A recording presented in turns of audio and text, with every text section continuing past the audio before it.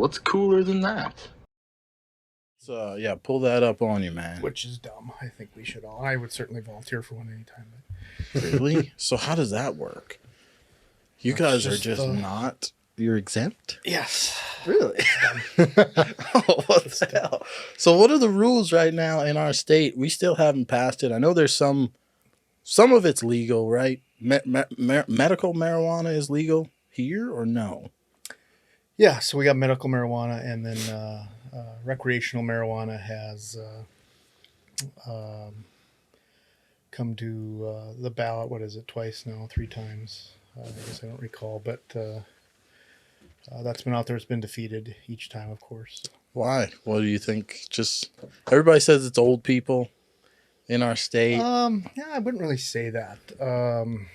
You know, you could kind of look at it by counties, and in our county, it was defeated. I mean, you can go on the Secretary of State website and look at all the different voting districts and stuff. In our county, it was destroyed quite heavily, which kind of surprised me. So I was surprised too. yeah, That was weird, man. I can't say I was super disappointed because I don't know. I think I've smoked weed 3 times in my life, and just one time I was really drunk, didn't affect me whatsoever. You know, I don't know. I was drunk, right? What's the point? The second time, wait, I think I did it once with you. That one was okay, but it just, I don't know. Some people get addicted to things, and it just doesn't. well, I mean, and I have family members. I'm not going to get into specifics, but you know, talk about addictive personalities, and you know, I have a sibling who has a extremely addictive personality, whether it's drugs, alcohol, or gambling. You know, and God bless her. But you know, I'm in the same way. I just don't have that addictive personality. You know, when I was younger in college, I did the marijuana thing too, and I don't hide. You know, when we talk about drug usage or depression or things like that, I'm very open about my past with that, because that's I think if people can identify with me and we can have those conversations, maybe they'll you know, maybe I can help somebody out. Right. But yeah, when I was in college, I tried it several times, but like you, it just it doesn't do much for me. You know? No, I don't have that in me. It just even vape pens, oddly enough, vape pens I was really against for a long time. Sure. And then I smoked them constantly. So every now and again I'd be in these scenarios where whatever, we're hanging out, it's the weekend. I'm like, let me try that, right? I tried it. And I think vape pens, it's wild because I almost feel like, I'm not going to say they should be illegal, but for someone who doesn't do anything like me, really, all I drink, right? I don't really do any drug-wise, nothing. Okay, so I hit that vape pen, man, and like, if you've ever smoked a cigarette, right, like and you're a nicotine buzz, non-smoker, it'll give you this ridiculous high, this buzz. And I hit that vape pen, and I felt like I was hammered immediately. And I was like, if I'd have done this when I was driving, right? How's that? You know, it's not a good thing. No, and that's just the point. You know, everything affects everybody differently, and you know, to that point, I go talk to kids quite often, and we talk about marijuana, vapes, and all that other stuff. And I can't speak intelligently about vapes. I never put it in my mouth. I've never done it. Never will. You know. What? Chemical. You know. You get older and you appreciate your body a little bit more. Right. You know? And there's certain chemicals, you know, I say that and I drink whiskey, but there's certain chemicals that I'm not going to shove in my lungs. You know, I've ingested enough stuff when doing manual labor over the years in my lungs. But, you know, talking to kids about, you know, marijuana, and, you know, I'm 46 years old, and the marijuana that I smoked back in college is not the marijuana of today, you know. No, I'm sure you have THC levels that are absolutely off the charts now, and we don't know how that affects people's brains. So you know, they often throw the argument out, well, it's a natural drug, it comes out of the ground. Well, the stuff I did was, the stuff you're doing now is absolutely not. And as soon as man gets his little fingers in anything, we screw it up, right? So that's true. Marijuana is definitely definitely that way. But before we move on, I just want to thank you guys for having me here. Yeah, I was I'm going to say glad- introduce yourself. We didn't get to that. Glad to see you guys are here and safe from that Jason Aldean song. So that's You know what, man? I had that written down. I was going to ask you about that. What you thought about the Jason? I was going to say the Hodge twins just came out with Honestly, I have shirt. no idea even what it's. I just know everybody's on it and stuff going on. I don't even know what the song's about, to be honest. Well, I don't even listened to it. I listened to it earlier today just because I guess I thought it was an older song, but I guess he just came out with it because the video was put up like 2 weeks ago or something like that. I saw, and it's got like 22 million views. And the comments are just full of everybody's saying how much they love Jason Aldean and how much this is all BS. And obviously anybody with common sense can see that, right? But what he's saying, it's got nothing to do with any kind of racism. It's got nothing. It's just common sense. And it's really true. When you go to small towns, everybody knows it's a pretty simple concept to grasp. It's we're living in one, right? Yeah. It's like even to make it smaller, go to a gated community, right, and just try to break into a few people's houses while you're in there.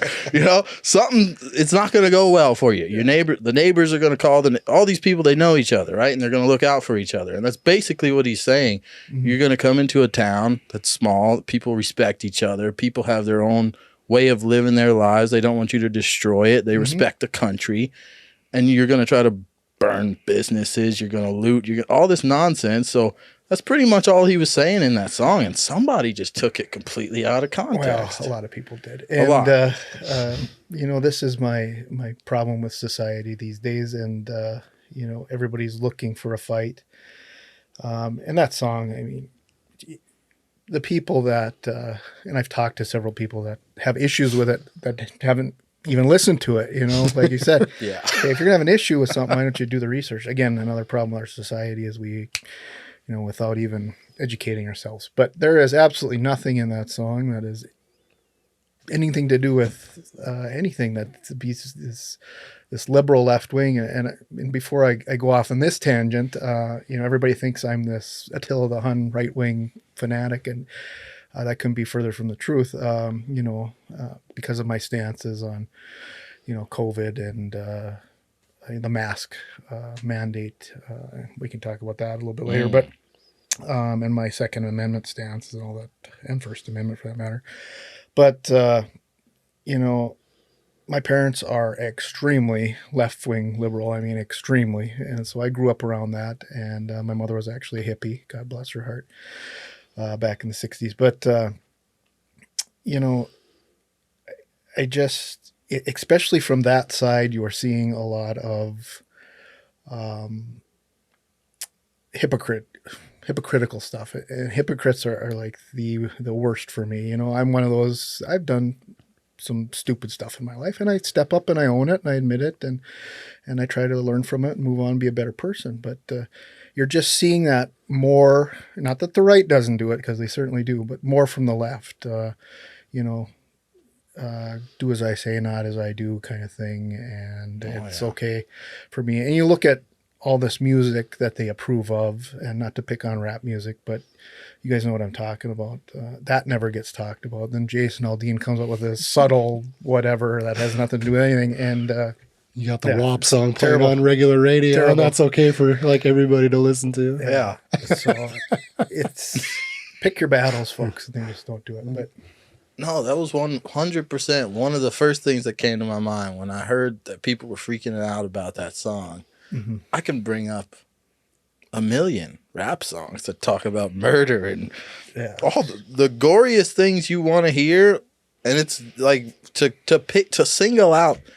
And they're talking to the people that they're talking about. They're making it racist, right, with the Jason Aldean song. So the people that they're saying that he is referring to as maybe he's, I don't know, and whatever, he's demeaning them, or he's telling them he's in some sort of group or whatever. That group of people, every rap song that's with these lyrics that we all know, these hateful, just brutal lyrics. They're talking about minorities usually. Like, I killed this, you know, I did this, I did that, right? So it's really wild. I don't understand why. It's like, If you don't like it, don't listen to it. I don't get it though. Yeah. But if you study this stuff historically, there again, the people, history is such a dirty word now.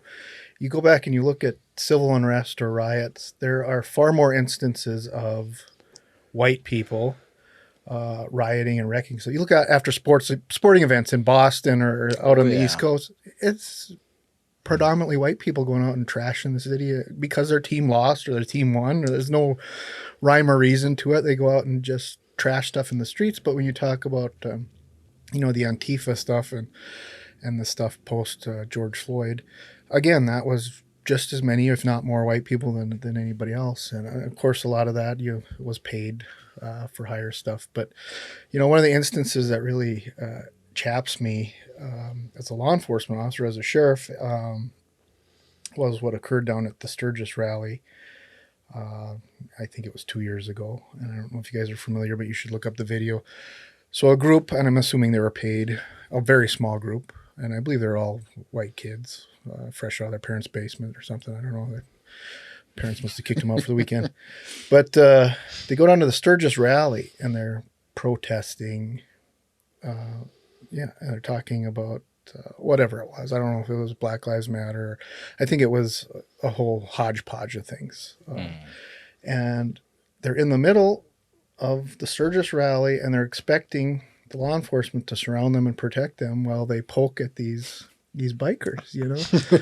And had that been me, no, absolutely no way. I am not dedicated. Those guys are so outmanned in Sturgis, the police force. They can't keep up with what's going on as it is. Now I'm supposed to sit here and babysit you guys? Absolutely not. Yeah. You know, had that been our community, you guys, you're on your own. You know, we'll certainly come. Take a report when you guys sweep up. Yeah. I mean, we'll do what we normally do, but I can't sit here and babysit you. Nor will I. I mean, just the stupidity of something like that, and that to me magnified how stupid all of it was. I mean, peaceful protest. Like I said, my mother was a hippie. Peaceful protesting. I'm all about that. I'm all about going out, getting your point across, and however you want to do that. And God bless it. That's our country. We're able to do that stuff. And I talk about the First Amendment. That's what that's all about. But when you start wrecking other people's stuff and we go into that BS, then I got no time for it. And I think you guys agree with me on that. But 100%. I'm gonna buy a shirt. The Hodge twins are selling a shirt that says "Don't try that in a small town." I have to get it now. They've made it famous, and I like it. I love the song too. Mm-hmm. That's the crazy thing. But one of the things I wanted to talk to you about was the drugs that are coming through. I don't know if so much you'll probably know this better than I will, I suppose. If there is a huge drug problem, there probably isn't a huge one here. Mm-hmm. But, I mean, I don't necessarily see it. Like, the signs of it, I guess. We've got a lot of guys here who work, you know, it's rig life, it's oil field life, it's whatever. There's nothing to do. At the end of the week, you want to go, there's a couple of things you can do. You can drink, or you can do drugs. That's pretty much the only thing I can think of in this. I mean, you can fish. Obviously, there's the good, wholesome ways you can have fun, but sure. I don't know. You would think. Obviously, people do it to cope with how their life is, right? Basically, yeah. And we have, and I don't necessarily mean this in a negative way or anything, but we've got trailer courts and stuff here, trailer parks, and I've never gone into those areas, so I don't know if the drug scene in our town is an issue really, because I don't feel like I see it. You guys, are you seeing a lot of? Well, I worked K-9 for 15 years approximately in the area here.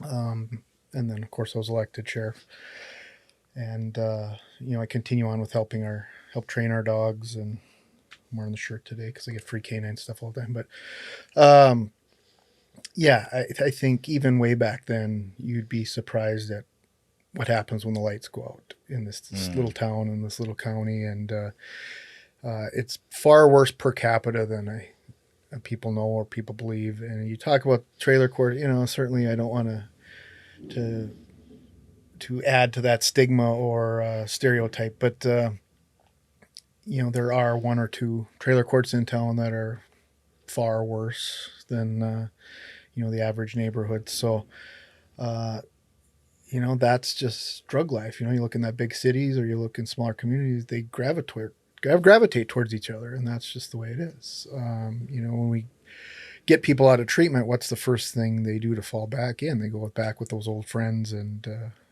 get back into it. If you don't stay away from your old friends that are still using, you're never going to get better, right? First of all, you got to want to get better, but that's what you're seeing in these trailer courts or wherever neighborhoods. You'll see a little conglomeration typically of people who are using. But beyond that, no, I think you'd be surprised at some of the people that quietly use or quietly sell, we've had a lot of big busts here lately. Can't really get into detail with some of it, but there's some big stuff happening right now. So I think you'll be surprised. I've had SWAT. Do we have a SWAT? We do have a SWAT team. Okay. Yes, we do. I've had them on my lawn. not for me, for the neighbors. Apparently that house over there, they've rented it out. I don't know if someone owns it now or if they're renting, but apparently that house over there, I don't know. Some people had showed up. They had this massive U-Haul out there, and I wasn't home. My sister was staying with me at the time, and she called me, and she's sending me pictures out the window of guys on the lawn. They rolled up with like this big truck. I don't know what it was, but they were out with guns, rifles, walking around the house. And they were all like focused on this house over here, and it was wild. Yeah, those guys are the real deal. I did that for a couple of years, and wasn't for me. I wanted to focus more on my K-9 stuff, which worked out good for me. But we'd be riding to SWAT calls in the back of the wagon there, and I'd be the one telling jokes and goofing around. Everybody else was serious and locked in, and I probably shouldn't be doing this. There's his personality, but yeah. But good guys, brave guys. That's for sure. Right. So are you a big dog guy? Are you able to keep the dog at your house at night? How does that work with Well, I still have my retired guy. He's probably going to be gone by the end of the year here, but he's 13 years old, so not doing so well. But the handler, once the dog retires, has the option of keeping him, but when they're on duty and still active, then that dog stays with that handler 24/7. So yeah, you got to have that bond that's second to none with those dogs. So yeah, that's got to be tough. Yeah, it's cool. I've never had a dog, but he keeps trying to get me to get one. He's got two. Yeah. He just seems to, I don't know. You've had a bunch over the years, and I'm a hair guy. I haven't gotten over that fear yet because there's dogs that don't shed, man. Right, and you've said that. But then they just need haircuts usually. No, well, I understand both sides because I'm done. That's it. That's it. It's been my life since I was 28 years old. Working and training, and especially this is my second dog. I had two dogs over the course of my career, and that first one literally slept in the bed with me. I mean, 24/7 we're together. The second guy was a little more violent, for lack of a better term, so I couldn't have him around my family, and he was an outside dog, and he just never was socialized. So he, even around other cops, couldn't trust him. He, in the course of duty, when he's doing his job, I never had a problem. To this day, I would take him on the street. He was just such a great working dog, but he would, if you looked at him cross, he was going to nail you. So it didn't matter if you're wearing a blue uniform or not. But like I said, in the course of action, we were fine. But even if I brought him in the department and somebody, maybe scruffed his ears a little too hard, he would have nailed him. So, oh damn! And so you guys just stick with. So here's a question I got for that. You guys mainly stick with male dogs then for K-9 units? I was curious. I've never. No, I don't know if that really all, has nothing to do with it. No, I was curious if they use female dogs too or not. Yep, like you look at Bismarck Police Department, I believe they still have 2 females and 2 males. It's all the personality of the dog and the drive of the dog, and females can be just as good as males. Some of like my dog, I've never seen a female that intense. Yeah. But they're still great working dogs. Yeah. Yeah, absolutely. That's interesting. So, one of the other questions I wanted to ask. You've got 3 kids. Yeah. I don't have any. So, how old's your oldest kid? 17. So, kind of the scene for children in this town. Mm-hmm. I don't know. Do you ever go to schools around here? Oh, of do you course. have to do stuff like Yep. that? So what's kind of the temperature of the children in our town? Are we dealing with anything crazy with our kids? Is everything kind of just monotone? It's kind of just... I think we're seeing pretty much the same problems that you're seeing nationwide here. We have a lot of behavioral issues, and it really kind of magnifies at the middle school level, and then up from there. And you'll see a lot of historically, and I saw this with my daughter,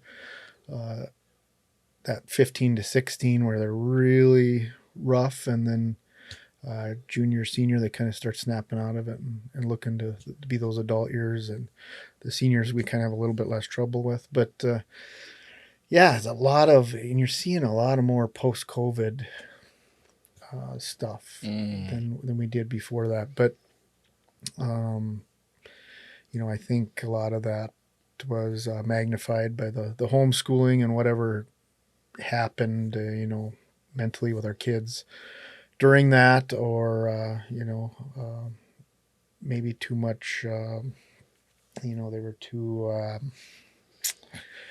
I'm losing the word, it's late in the day. Right. They didn't get out and socialize as much. Right. And too much TV and video games and stuff, maybe. I don't know. But I think they lost a piece at the very impressionable time in their lives, and I don't think that's maybe something they can get back, or maybe it takes something to get back. We don't know. We've never had that in our society. True. So it's going to be kind of a curious situation to see what kind of long-term lasting effects that has on our children. But, so we're still seeing some roll off from that, but, no, it's just that kind of that age range, and it's getting younger and younger, honestly. And I'm a little bit old-fashioned there. I think the schools should have a little more ability to, take some action as far as More discipline. thank you, disciplinary action with their kids. And but in that same tone, I think parents expect the school to discipline their kids, but then get mad when they do. Right. So, which I always thought was, well, I think it's ridiculous for you to expect the school to discipline your children when it's kind of your responsibility. Well, you got to be a parent. There's no doubt about that. Be I think there for parents your are kids, really yeah. lacking today. But in the same vein, we have these households where both parents are working, busy as can be, and It's true. and kids are on their own a lot more these days. But in the same breath, I don't want to get too far off into this. But as a law enforcement officer, you'll go to calls where, kids will call the cops because their parents disciplined them, and I'll show up, nice try, kid, one in particular, this was probably a little inappropriate, but again, I'm a pretty transparent guy. I had arrived, and the kid had called 911. We get there, and he said, my mom hit me. Okay. And my dad won't do anything about it. He pushed me. I'm like, okay, well, what happened? Well, I told my mom to F off. Like, well, okay, kid, see you later. Like, what do you mean? I'm like, I would have been through that wall, kid. My dad's 6'4", 270, and Oh man. yeah, that's a problem. and they expect us, it's just crazy. Dude, we were in a group message with my dad just recently. I think it was just us boys. I've got 3 other brothers and then my dad, and we were all in this group message, and because my dad was a pastor for a long time. Nice. And one of my brothers said, damn in the text. And Dad, now I'm a grown man, right? I'm 30 years old. Damn to me, when I was growing up, damn was a very, no, you don't say damn. Yeah. There was definitely no curse words. But now that I'm a grown man, the word damn, I don't feel it's a curse word. I don't feel there's anything wrong with it. I feel like there's much worse words, right? Even for children to say. But my dad corrected him in the group message. He said, I forget what he said, but we were all like, oh, what? Dad's here. And he corrected him for saying, damn. And my brother who said it, he's what is he, 20? He's in his late 20s now. I was like, geez, man, we got to watch out. Yeah, you can't just talk any old way. Good for him. For sure, yeah. Literally had a babysitter shove a bar soap in my mouth when I was younger. And I thought my mom was coming to, I was like, I'm going to tell my mom. I thought she was going to help me out. She basically told me to get in the car, and I probably deserved it. So that's child abuse. Nope. Well, it didn't happen again, right? Well, I suppose, yeah. That don't taste good. Not that age. So you had mentioned earlier about your Second Amendment views. North Dakota is now a open carry state? Constitutional carry. Constitutional carry. Yeah. So what? I know what it means, but please, I mean, I think I know what it means. Well, we get a lot of questions on that too. So constitutional carry in North Dakota essentially says, and this law keeps changing, they keep tweaking it a little bit, but it used to be you had to be a resident of the state for a year, and then it was 30 days, and I believe now it's nothing. You just have to have I think a valid ID, and then obviously not be a felon. You have to declare it to law enforcement, but that's about it. It can't be loaded though, right? Yes, it absolutely can be loaded. What's the point of carrying an unloaded gun? Wait, I thought the whole point. Open carry, yeah, I thought you couldn't have it loaded, but I guess You can't conceal it loaded if you don't have a concealed carry. No, you sure Right? can. You sure can conceal What? it. Yes. What? Wait. Yeah. Okay, so I don't need my concealed carry permit in North Dakota? I still recommend that people have their concealed carry permit, because a lot of times you'll travel out of state, and your habit becomes to have it on your side or in your car or whatever, and then you kind of forget about it. Right. Now you travel somewhere else who doesn't have, and most, I think the majority of states do have constitutional carry now, but there's several that don't. Now you wander into one of those, which Minnesota, I believe, is one of them. Of course. And you're doing something that's legal here, it's going to be a problem there. So I suggest that people do get their concealed carry, and that they make sure that concealed carry carries over to the states they're traveling into. My biggest problem is I don't stay as abreast of these laws as I probably should. Number one, because I feel so strongly that as long as you're not a felon, then I don't care. Basically, Right. Your right's your right. But as law enforcement officers, I think it was George W. made it so we could travel all over the country as long as we're either have a current valid or retired law enforcement ID. So, Did that just blow your mind? What? I didn't know that. yes. So basically, you carry concealed as long as you're legally able to do so. Right. As not a felon or whatever. But if you do have contact with a law enforcement officer, you're supposed to. So when you say announce it. Yeah. Hey, just so you know, I'm.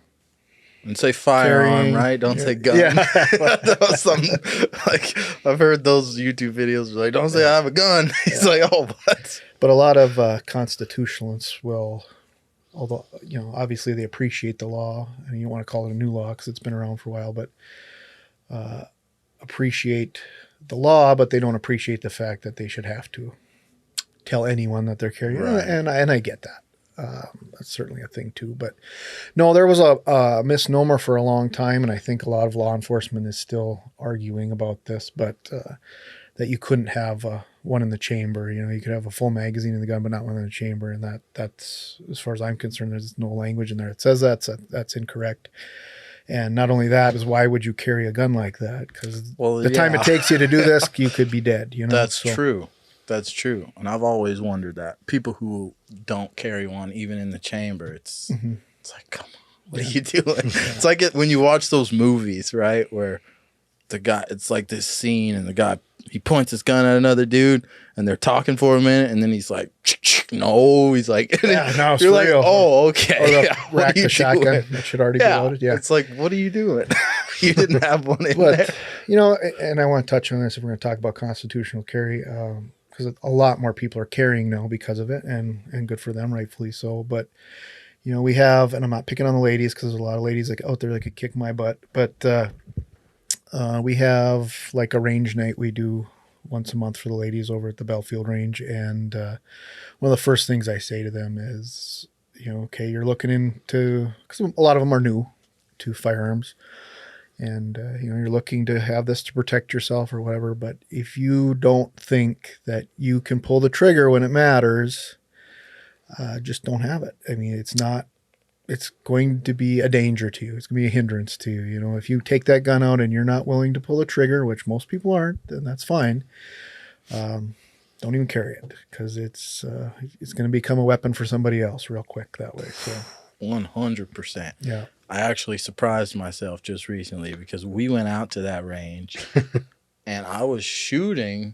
I've got a 9mm pistol and I was shaking.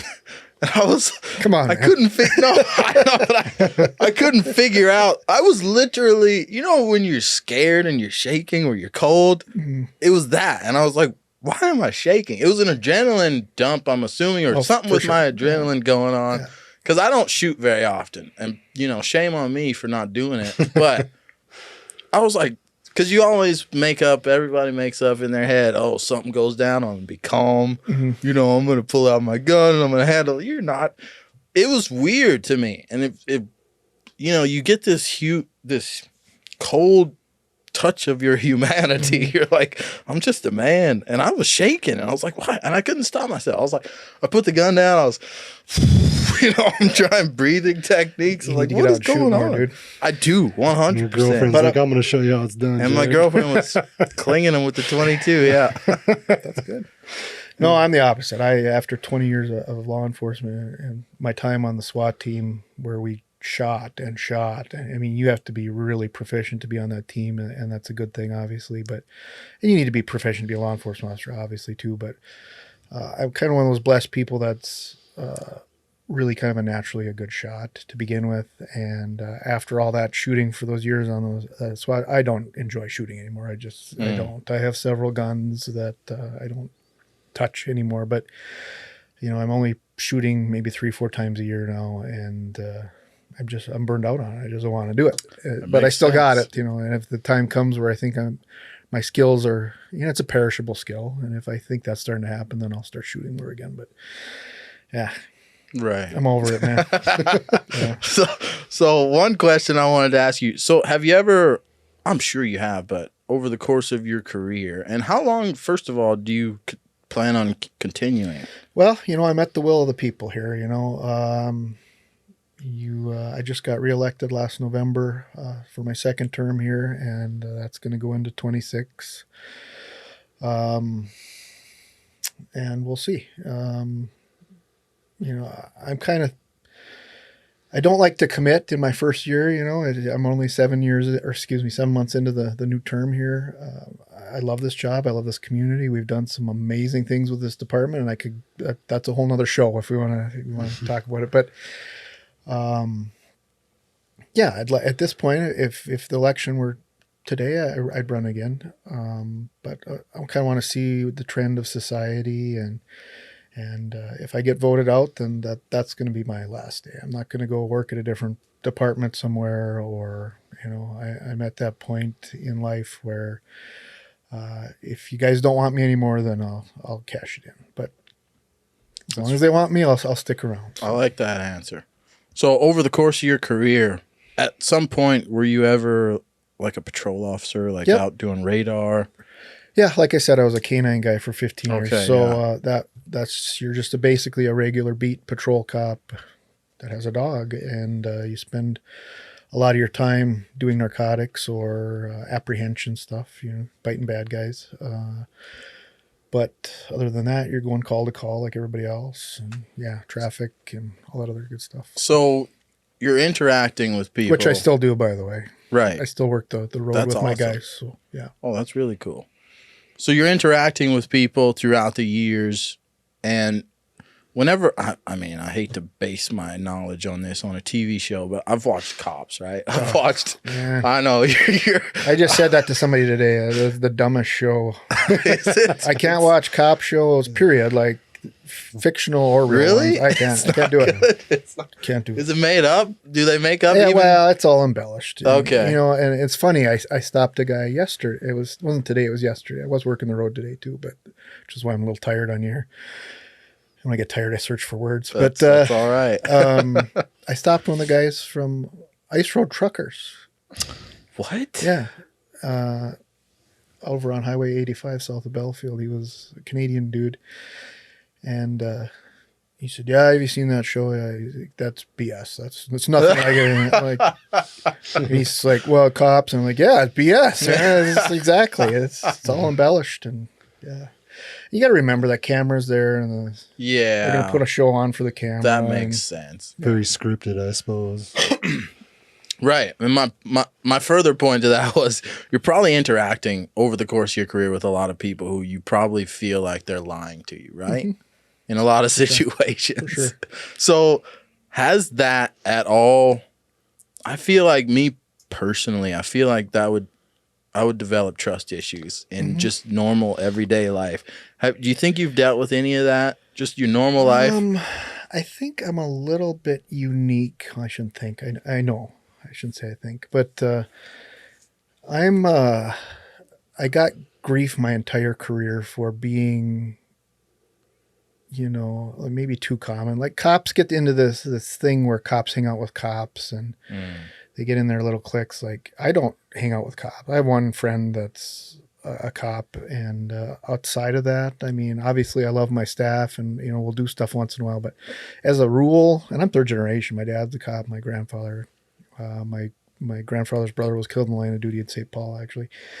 But I don't do that. I don't hang out with cops. I hang out with normal people. Like cops aren't normal people, I don't Other do that. people, And I was always kind of, I don't want to say persecuted, but the guys treated me a little bit different because I never did. I would have, my family and friends was outside law enforcement, and I've always been, I like the blue collar bars, I'm just, that's what I did before I got into law enforcement. I was, did a lot of labor stuff, and that's just me. And so I didn't fit the mold, and I think that's helped me through my career. I think that's why I'm your guys' sheriff here, is because people can identify with me and I can identify with them. I'm just a normal guy. I don't have that. I didn't run for sheriff for the power, or certainly not for the money, because it kind of sucks. But that's just not my thing. I wanted to do stuff. I mean, there was stuff at the police department. I was seeing all this, like the community could be so much more involved, and there's so many pieces missing and things that I wanted to do. Not that our police department's not doing a good job. They're great, but there was a lot of things like, I want to try this. And community oriented policing is just, that's been my gig, and they just, the police department is so busy in this town. It's not their fault. They do a great job with community-oriented policing, don't get me wrong, but, I wanted to go that next level. And I wasn't in the position there to do that. I was a sergeant, So when the opportunity to run for sheriff came up, I felt like the department was very deficient at that time. They had turnover that was absolutely ridiculous. They were losing 28 people every 4 years. That's insane, on a department that has 33 employees. Jeez, man. Which was back then was 30 employees, I think. But that's your entire department's flipping over. So we reduced that in my first term down to 8 people, which is amazing. God, that's not me. That's our department. That's, those guys and gals did a great job of really fixing that problem. And, here we are. And now we're doing all this community orientated stuff that I was dreaming about. And thank God I was able to get in there and do it. So That's awesome. Blessed life. You know? Yeah. So what's the reason for the turnover? They just like going to like a different place. They go there to start and then move on to somewhere else. Some of it is, you know, who you hire. If you're not a little selective about, you know, the pieces of the puzzle, then, you know, there are people that want to come here, get experience and go somewhere else. There's no doubt about that. But in the same vein, I think these people were leaving more so because they were unhappy. A lot of the exit interviews that we were seeing from the prior administration was really knocks on how they were doing business and how they were treating their employees and a lot of that kind of stuff. And, you know, we're not perfect now. We're not even close, but we're not seeing that. I think maybe I've had 1 or 2 employees leave in the 5 years that I've been here that got out of I mean, maybe they weren't happy, but those people got out of law enforcement, you know, those 2 employees. So, you know, I just don't think they're going to be happy in law enforcement, period. But everybody else is leaving left for the right reasons. You know, I'm going to move our last gal that just left here a month or 2 ago, moved down to Oklahoma to be back with her, closer to her family, you know, and that's just logistically what she wanted to do. And she's been talking about that for years. So, you know, God bless her for doing that. And she's leaving for the right reason. And our other people have left for retirement or, you know, I'm trying to think of what some of them were, but, you know, an advancement at a different department, or, you know, we have people now in our department that are applying to be emergency manager. So, you know, moving up. And if I can help build an employee up and move them into a different position somewhere else where they want to be, or they're striving to be their entire career, I'll take that loss every day. You know, Do I want to lose them? No. But hey, if we can build somebody up and get them working towards their goal, yeah, that's great. But we've been really fortunate. Are we suffering right now for guys? Well, like I said, not in our department. No, sign me up.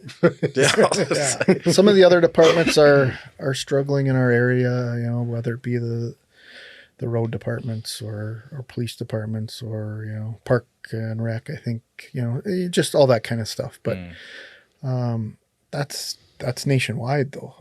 So really I can't put it on, you wouldn't really want to put it on anybody here, because our departments here are great. Our supervisors here in this community are great. We have great, awesome people in this community. You guys know that. Yeah. But no, with our department, we've just been, it's just blessed. I just thank God every day. We've just been fortunate, and you know, I'm not going to give all the credit to God, but because we really strive for that. That was one of our really big goals going into it 5 years ago was, you know, we can't operate like this. We cannot lose these kind of people, because then you're constantly in a state of flux, and you're constantly operating with guys that are 1, 2, 3 years experience. That's dangerous. That's not good for your community. That's dangerous for your other deputies. So no, we're sitting great right now. It's awesome. It's an awesome place to be in. How many years for an officer would you say is the right amount of experience where they're kind of past maybe that? Where they're really hitting their stride? Yeah. Probably about 5 years. Yeah. You see, and again, the nationwide trend for people leaving law enforcement, if they're kind of in that, I don't know if this is for me kind of stage, is 3 to 5 years. So when you get them into that 5th year, you're kind of more apt to keep them at least in the profession, and then they're kind of getting that confidence that you want to see and that swagger.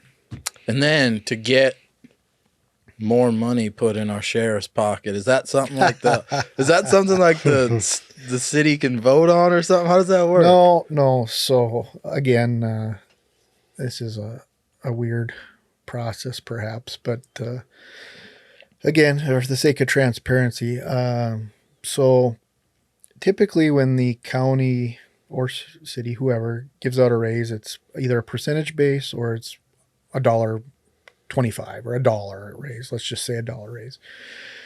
And then by that rule, you would give every employee $1 or 3% or 4%. Well, I don't think that's appropriate. I don't care for that, because there's performance-based issues at every profession, right? And ours is no different. So I'm not going to give this guy who's performing like this 4%, and then give this guy who's doing absolutely nothing 4%. Right.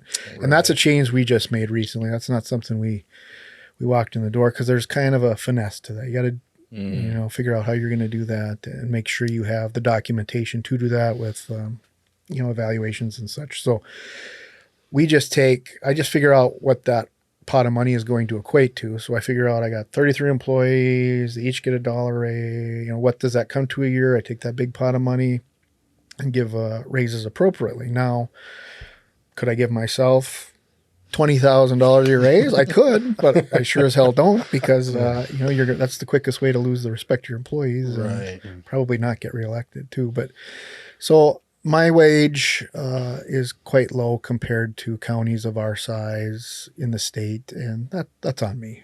So I'm not going to sit here and complain about not making enough money, because I do it to myself. But I gotcha. Is what it is.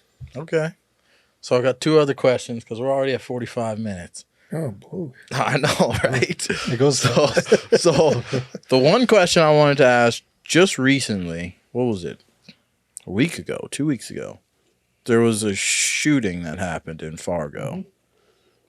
I don't know all of the details, but a lot of people are saying that this guy, he was setting himself up to do a much larger shooting. Yep. And obviously that didn't happen, and they took him out.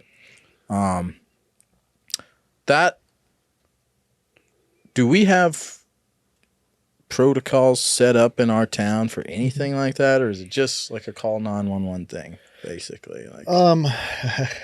Well, here's a part of, we were talking about the Second Amendment earlier, and it takes a village, right? And I'm not, I got to be very careful and delicate here, but this is why I talked about earlier, if you're going to carry that firearm, you need to train with it. You need to be proficient. You need to be confident, because it might be you downtown at First on First that is the difference between that guy killing 50 people, one person, no people. That might be you down there with that gun, stopping that threat, right? It doesn't have to be a guy in a uniform. It could be anybody.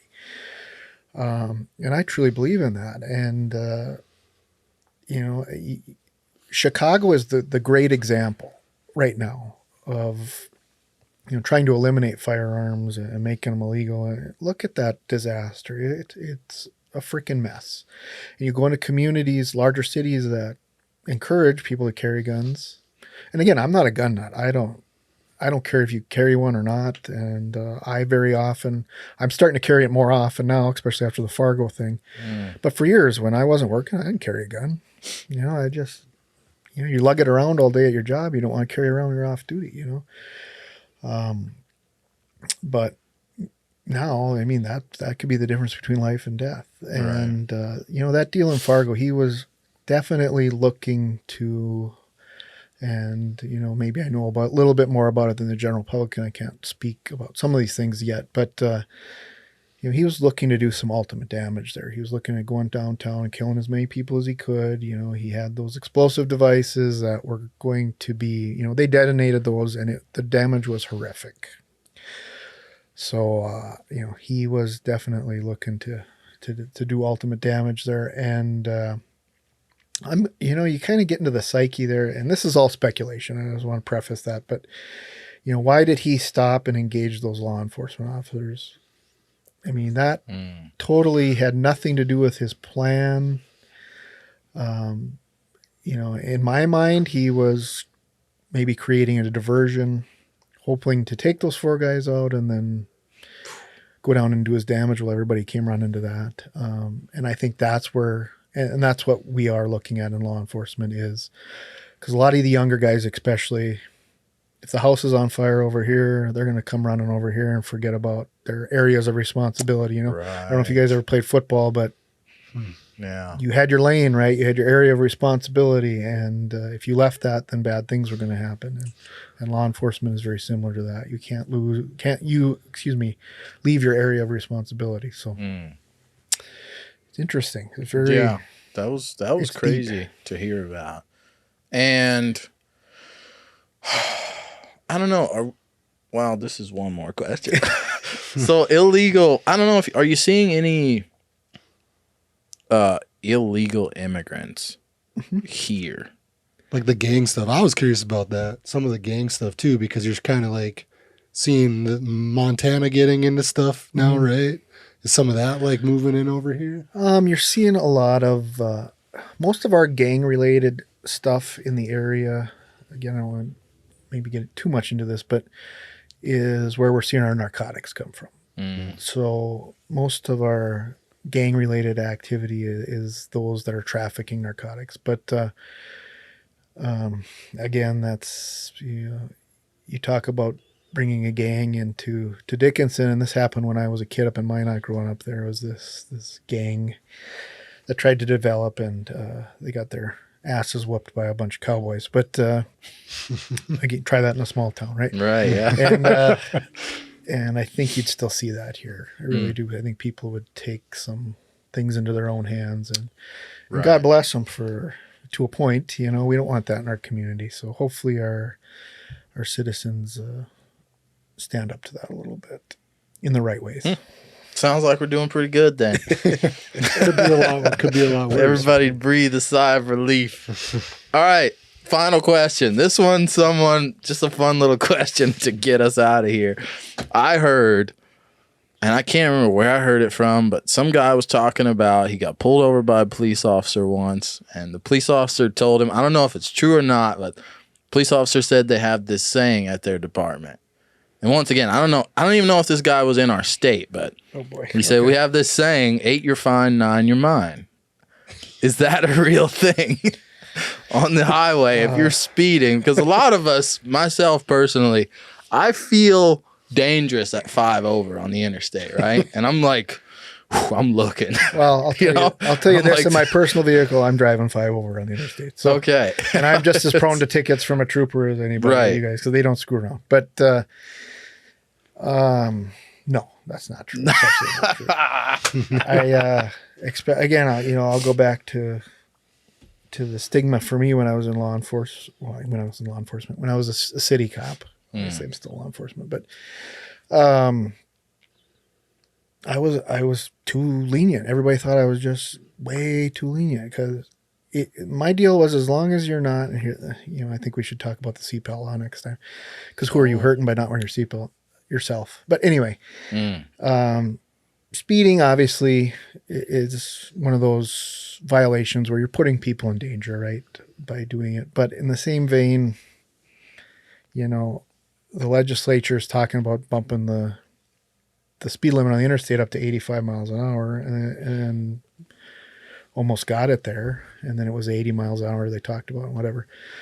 Okay, you're talking about doing this and you almost pass it, but now you expect me to go out there and write tickets for what you were talking about doing anyway, Right. So I look for things that are, at this point in my career and even back then, a little more egregious. And I think you're going to see that. I think if you're out there dealing with an older law enforcement officer, he's going to be a little more, and the young guys are going to be a little more aggressive. And I'll tell you, and this isn't a secret, but when I was out there working narcotics with my dog, would I stop you for 9 over? Yeah, because I'm looking for dope, right?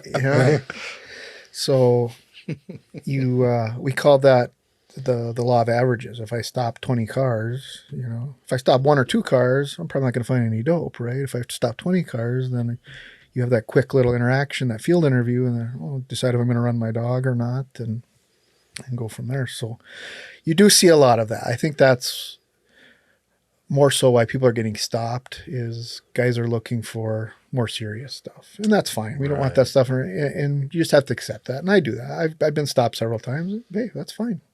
Was I doing something wrong? Yeah. But I'll get a little, I don't want to say snippy, but if you're going to write me a ticket for 5 over or 10, I'm going to be like, what? Okay. I just if you don't make eye contact, maybe they won't see you. It's one of those. That's that's not real either. No, come on, don't do that.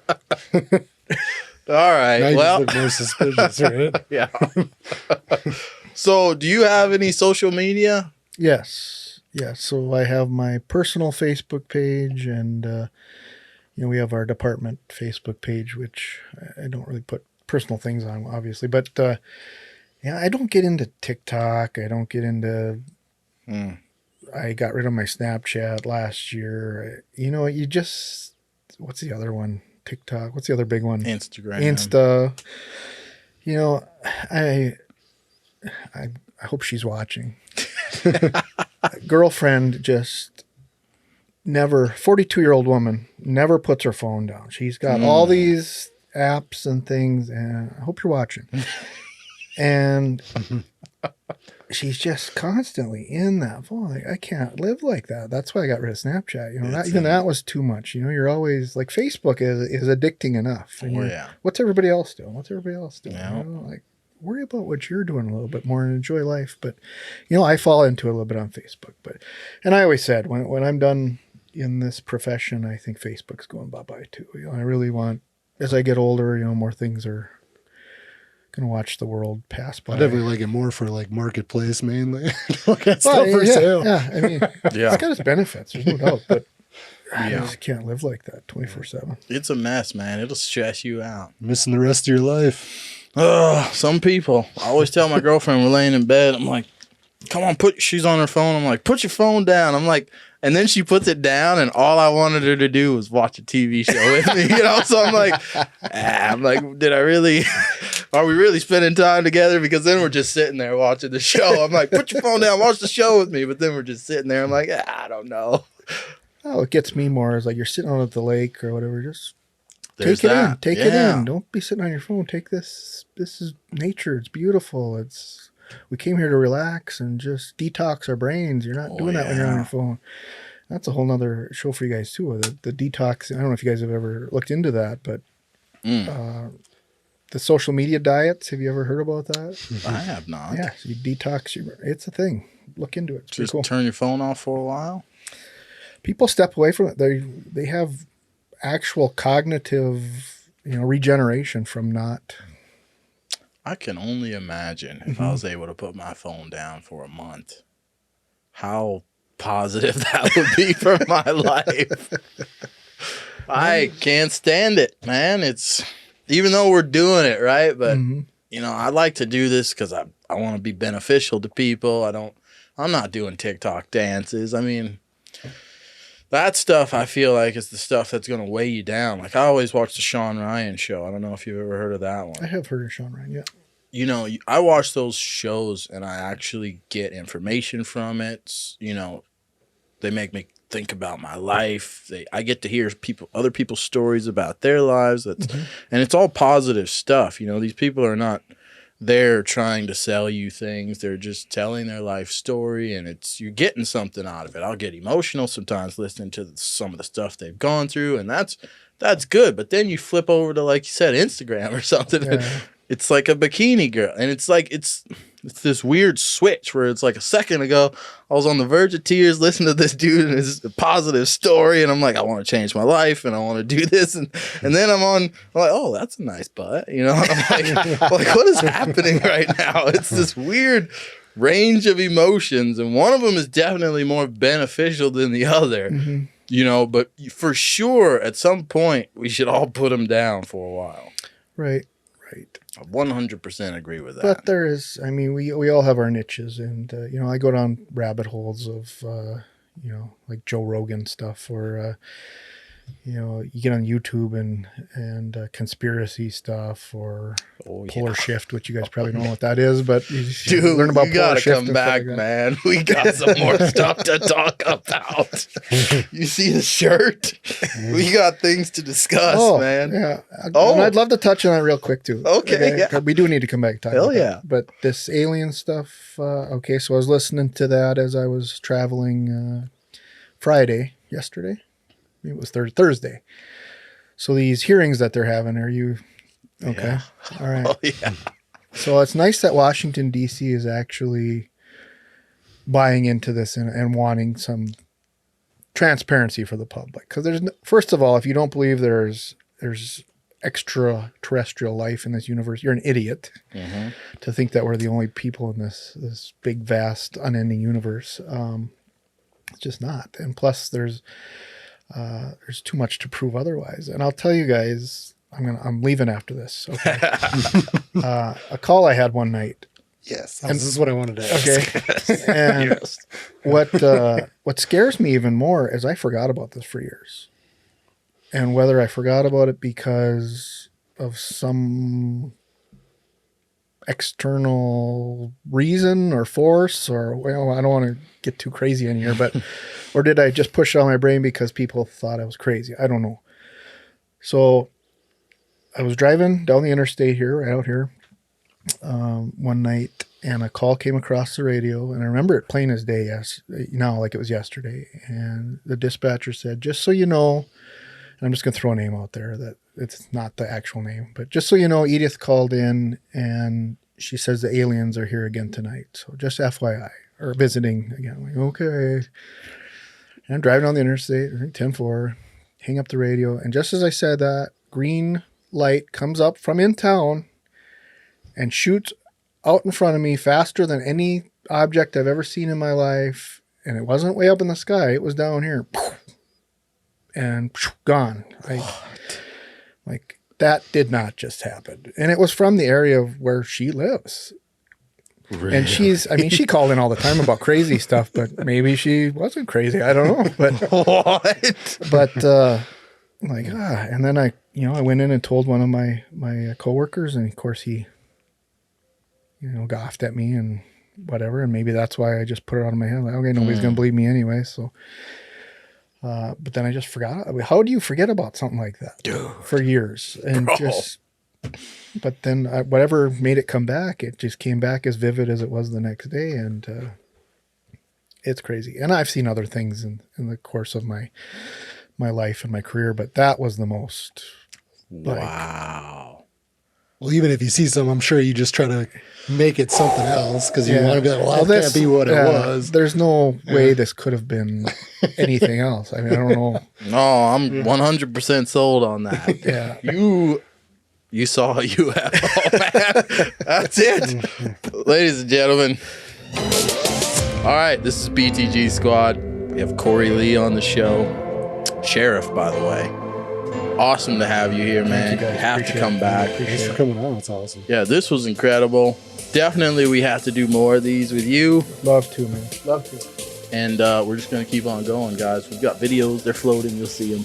Catch you guys in the next video. Peace. Later. What's cooler than that? Well, keep it simple, stupid.